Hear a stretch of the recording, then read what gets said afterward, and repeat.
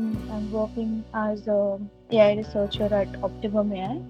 So today we'll start with clustering.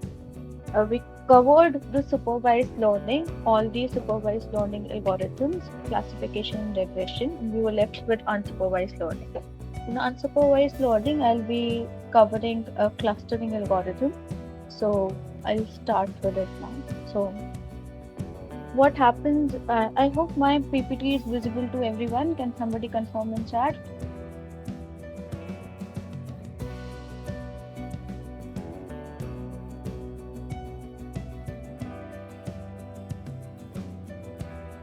Is my screen visible?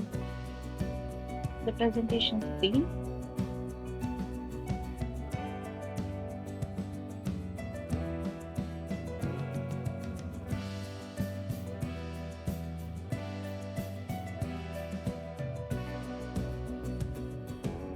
Um, so we have two types of learning as we learned. First is supervised, and then second is unsupervised. Unsupervised learning, we already had labeled data, and we were what we were doing is we wanted to segregate the new data point whether it belongs to class one or class two.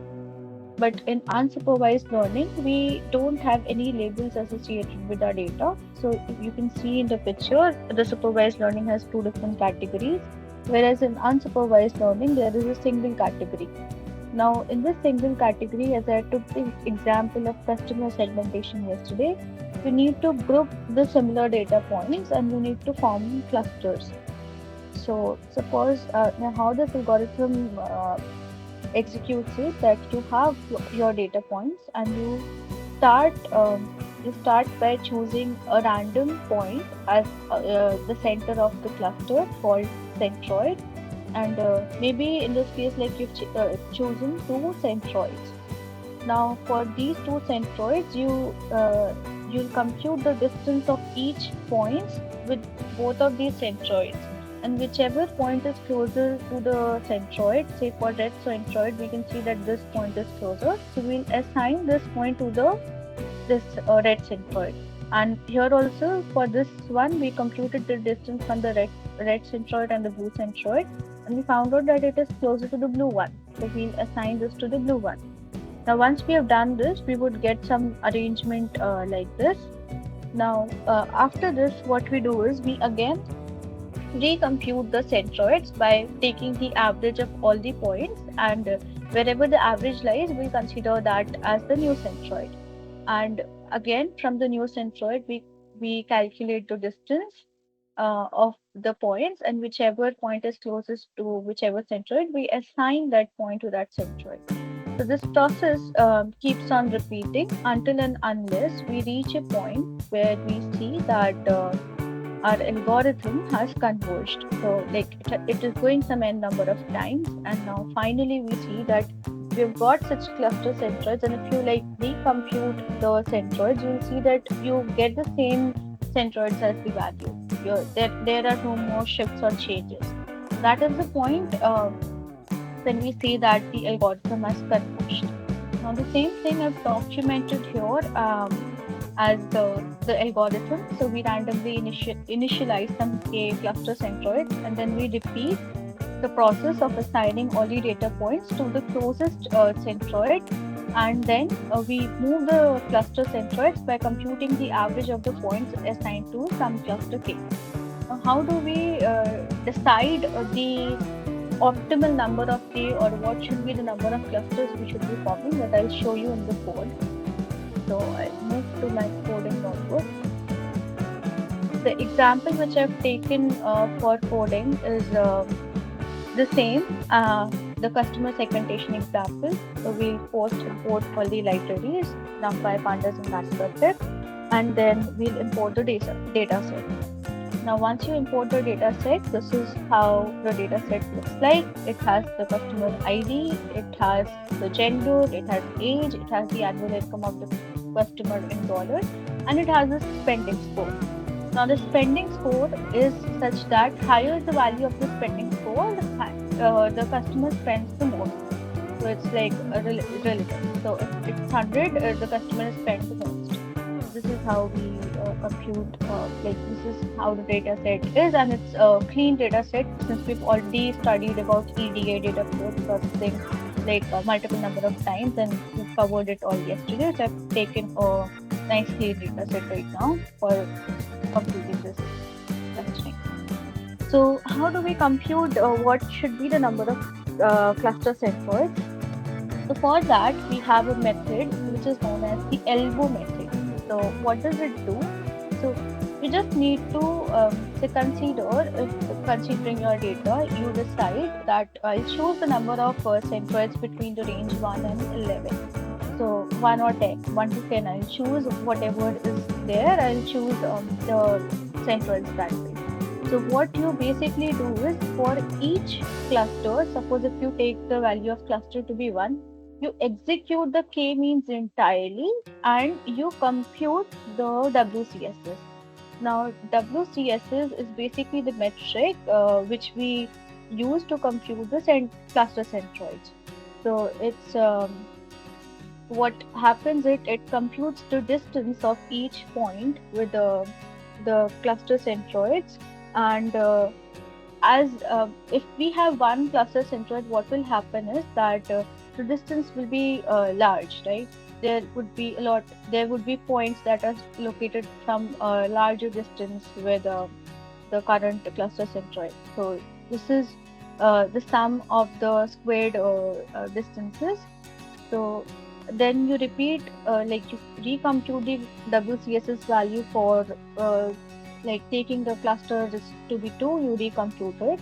And when you finally plot this graph, you will get something like this.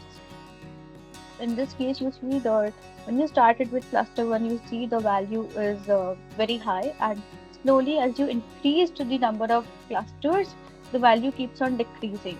Now, why it keeps on decreasing is because we compute the distance of the points with the nearest centroid. As we increase the number of clusters, what will happen is the distance between the points and the centroids will decrease, right? So as we increase the number of clusters, we see there is a decrease. Now this shapes looks like the elbow. We have like it's a part of the human body.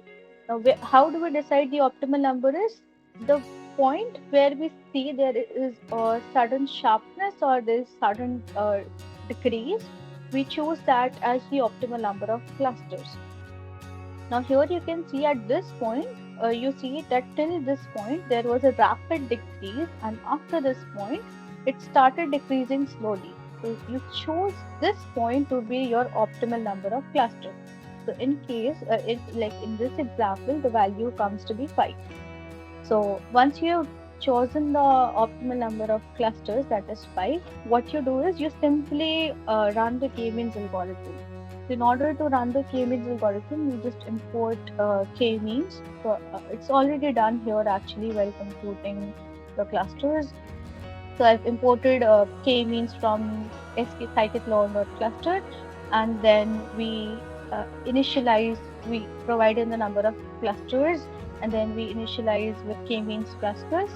K-means plus plus is nothing, but the only difference is, like I said, we randomly initialize points to be the centroids. In k-means plus plus, we don't randomly initialize, rather we choose the farthest points as the centroid cluster, so that we don't get trapped in the trap of randomization. So I would recommend you all to search and read by your own what is the difference between k-means and k-means clusters, so that you get more knowledge about it. And then I set random state to 42, so that every time either I execute or either someone else executes, the result stays the same. Now, once we have done this, we can call the fit predict method. So it will have all the values are like all the clusters here. And now what I'm doing is I'm just simply visualizing this so that you know how the data set looks like. So since we have taken 5, the number of clusters to be 5, we'll have 5 k-means values, 0, 1, 2, 3, 4. If you see this diagram, see how beautifully it has segregated all these clusters. And what intuitions can you derive from here is that based on annual income, you see there is a group of people who have low annual income as well as they spend even low. But there is another group of people, those who have lower annual income, but their spending score is quite high. And then there is a set of people who are on like average and their spending score also is average. There's another group of people who earn very high but their spending score is low. And there's other group of people who earn very high salary and they also even spend. Now, as a shopkeeper or as the owner of the mall, what you'll do is you'll target these group of customers, basically those uh, who have medium income but their spending score is medium. So what you'll do is introduce some schemes or discounts to so that they start spending more, and then you'll introduce some other discounts like if you pay through the credit card, then you get this much of cash back, or you get this gift, or you get some money returned back. So all these kinds of people who have high income because they're probably to have some, they must possess some credit cards, but they might not spend a lot because maybe they are like lazy to spend, or maybe they're looking for some offers and things like that. So this is how the k-means clustering algorithm goes on, and I showed you the code as well. So by this, we have completed the supervised learning. We have completed unsupervised learning, and now we'll move on to artificial